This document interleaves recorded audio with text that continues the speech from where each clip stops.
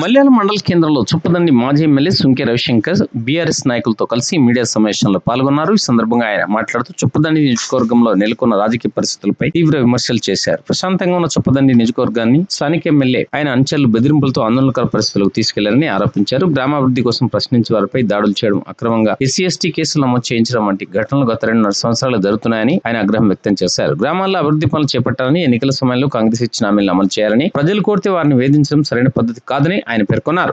ఇలా చొప్పదండి నియోజకవర్గం ప్రశాంతంగా ఉన్నటువంటి చొప్పదండి నియోజకవర్గాన్ని ఇలా అరాచకమైనటువంటి అల్లకల్లోలమైనటువంటి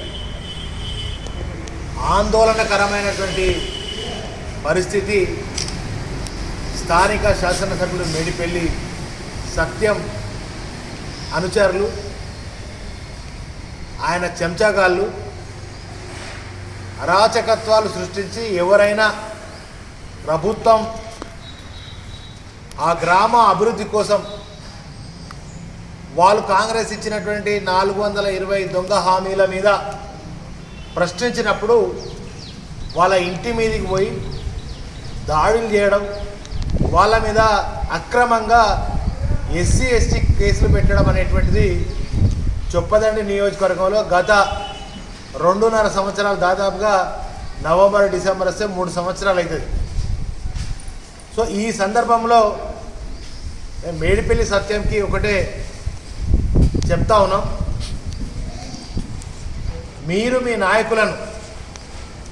నాయకులను వాళ్ళను ఒళ్ళు దగ్గర పెట్టుకొని, వాళ్ళు ఒక బాధ్యతాయుతమైనటువంటి కొంతమంది పదవులలో ఉన్నారు, వాళ్ళు ప్రజలకు బాధ్యతగా ప్రజలకు చేయాల్సినటువంటి హామీలను కానీ ప్రజలకు చేయాల్సినటువంటి అభివృద్ధి కార్యక్రమాల పట్ల చిత్తశుద్ధిని పెట్టుకొని ప్రజలకు ఏదైనా మంచి చేయాలి.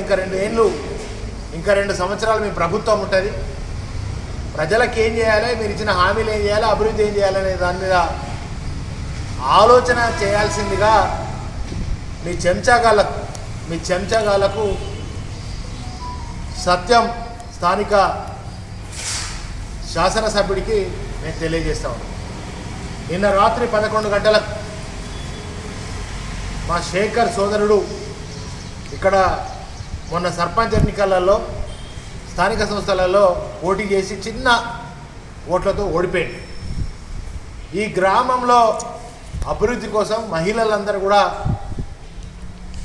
నీళ్లతో నింపబడినటువంటి రోడ్డు, గుంతలు పడ్డటువంటి రోడ్డు, ఇంతింత లోతు మరి గుంతలు ఏర్పడినటువంటి పరిస్థితి. మహిళలు స్వచ్ఛందంగా వాళ్ళు వచ్చి అక్కడ నాట్లేసిరు, అంటే రోడ్డు వేయాలి, మాకు రోడ్డు కావాలని వాళ్ళు ఒక నిరసన రూపంలో నాట్లు వేసిరు.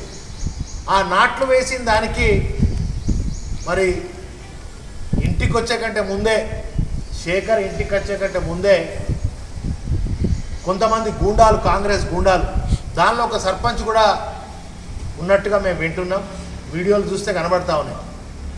రాజారాంకు సంబంధించినటువంటి శ్రీకాంత్ అనేటి ఒక ఆయన, అదేవిధంగా శ్రీనివాస్ అని సర్పంచుల ఫోరం అధ్యక్షుడు ఆయన, ఇంకా 10 మంది కాంగ్రెస్ గూండాలు, కాంగ్రెస్ రౌడీలు మా శేఖర్ గారి మీద దాడి చేసేందుకు, చంపేందుకు ఒక ప్రయత్నం జరిగింది. అనుకోకుండా ఆడికి పోలీసులు చేరుకోవడం ద్వారా ఈయన ప్రాణాలకు, ఈయన కుటుంబ ప్రాణాలకు, చిన్న పిల్లలు పాపం, ఆ చిన్న పిల్లలు, ఒక మహిళ, అరే చూడకుండా రాత్రి 11 గంటలకు వీళ్ళు ఇంటికి పోవాల్సినటువంటి అవసరం ఏమున్నదని చెప్పి నేను కాంగ్రెస్ గూండాలను అడుగుతా ఉన్నా. మిమ్మల్ని ఏమైనా ఇబ్బంది పెట్టిండా, మిమ్మల్ని ఏమన్నా అన్నాడా? గ్రామ అభివృద్ధి కావాలన్నాడు, గ్రామానికి రోడ్డు కావాలన్నాడు. ఇది పాపమా, ఇది నేరమా అని అడిగింది ఏంటి? గ్రామానికి ఒక రోడ్డు కావాలి, అసౌకర్యంగా ఉంది, ఇంత 3 లోతు గుంతలు ఉన్నాయి, అందులోకెళ్ళి ప్రయాణం చేయడం కష్టమవుతుందని గ్రామ అభివృద్ధి కోసం, గ్రామ రోడ్డు కోసం ప్రశ్నిస్తే, అడిగితే నిన్న మా శేఖర్ మీద హత్యాయత్నం జరిగింది. హత్యాయత్నం జరిగింది. ఖబర్దార్ కాంగ్రెస్ నాయకులారా, మీరున్నది పెడికడంత మంది ప్రతి ఊళ్ళే. మేము ఆ ఊళ్ళో ప్రతి గ్రామంలో చాలామంది ఉంటాం, మీకంటే ఒక 50 రెట్లు ఎక్కువ ఉంటాం ఊళ్ళల్లో. మేము ఒక్కసారి తిరగబడితే మీరు బతుకుతారా బిడ్డ?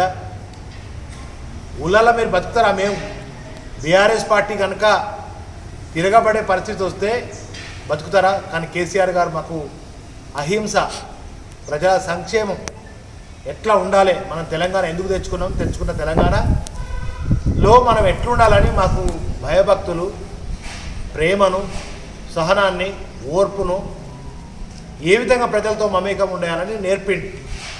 ఇవాళ రేవంత్ రెడ్డి ఇదే నేర్పుతుండా మీకు? గూండా కల్చర్, రౌడీ కల్చర్, ఏది తొండలు లాగులేసి తొడగొట్టుడు, పేగులు తీసి మెడలు వేసుకున్నాడు. రేవంత్ రెడ్డి కల్చర్లో రేవంత్ రెడ్డి కింద పనిచేసే ఎమ్మెల్యేలు అట్లే ఉన్నారు. ఎమ్మెల్యేల కింద పనిచేసే వాళ్ళ అనుచరులు గదే రౌడీ వేషాలు వేస్తూ ఉన్నారు. ఈ గులాబీ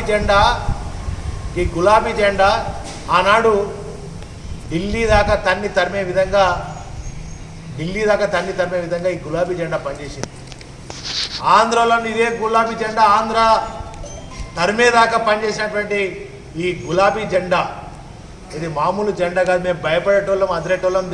మీ పిట్ట బెదిరింపులకు మేము అదిరేటోళ్ళం కాదు, బెదిరేటోళ్ళం కాదు బిడ్డ. ఎందుకంటే మీకు ఒక అవకాశం ఇచ్చినాం, మీరు పని చేయాలి. ప్రభుత్వంగా మీకు ప్రజలు అవకాశం ఇచ్చారు కనుక అభివృద్ధి చేయాలి, మీరు ఇచ్చినటువంటి దొంగ హామీలు నెరవేర్చాలి అని మేము ఈ 3 ఏళ్ల వరకు కూడా మేము సమయం ఇచ్చినాం.